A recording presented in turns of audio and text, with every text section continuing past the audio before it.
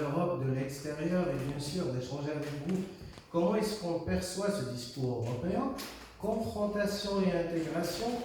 Intégration parce que maintenant le grand problème aussi pour l'Europe, pour l'Union européenne, c'est ce problème d'intégration des immigrés et cette assimilation à la culture locale. Je vais vous donner deux exemples ici. Par exemple, chez nous, au Maroc, la sélection nationale du foot, bien sûr, c'est une sélection et sur le plan commercial, c'est une valeur marchande qui est grande. Mais une valeur marchande qui est grande, pourquoi?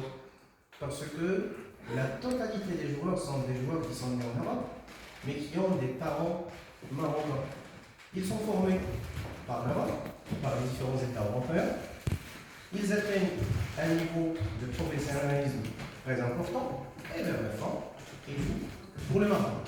Pourquoi? Parce que vers la fin, il y a toujours cet élément de rattachement au Maroc, même s'ils ne sont pas nés sur le sol marocain. Et le deuxième exemple, je me rappelle que lors de la victoire de la Belgique en quart de finale, lorsqu'ils avaient atteint la demi-finale de la Coupe du Monde, la dernière Coupe du Monde, le meilleur buteur était Lukaku. Vous savez, c'est un Belge d'origine congolaise. Bien sûr, tout le monde en Belgique a commencé à parler de Lukaku, le meilleur joueur belge. Lui, il était frustré, il est allé devant la conférence de presse, devant les journalistes, il a dit, bon d'accord, je suis bien, étant donné que je suis le meilleur buteur de la Coupe du Monde, maintenant je suis belge. Mais lorsque je rate des buts, je suis le mec congolais qui vient du Congo. Donc c'est toujours cette dialectique. Bien sûr, j'ai proposé pour vous de discuter de cette situation de confrontation aussi entre les États européens. Cette confrontation aussi entre les États de l'Est et bien sûr de l'Ouest, et aussi une menace de confrontation entre les États tiers et les États européens. Parce que les États tiers, les États qui collaborent vivement avec l'Union européenne, notamment le Maroc, la Tunisie, la Libye et la Turquie, vous voyez les menaces qui ont été adressées à l'Union européenne par la Turquie pour les laisser faire leur travail au sein du nord de la Syrie. Donc on pourrait parler d'un état des lieux, cette immigration, des difficultés de l'élaboration d'un discours commun. Il y a des choses qui bloquent. Et bien sûr, les perspectives d'harmonisation de ce discours. On parlerait d'un contexte d'abord. Le contexte qui entoure vraiment ce discours sur l'immigration.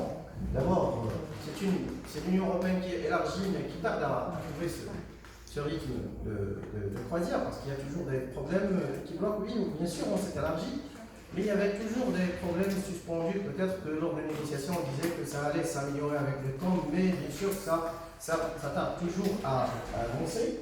Les écarts de développement entre l'Est et l'Ouest, bien sûr, il y a des écarts de développement entre beaucoup d'États de l'Europe occidentale et bien sûr de l'Est européen. On disait qu'il y allait avoir une certaine harmonisation de développement entre ces différents États, et ce qui n'a pas été vraiment le cas. Et en plus, il y a un problème qui est lié aux écarts de développement entre l'Union européenne et son entourage.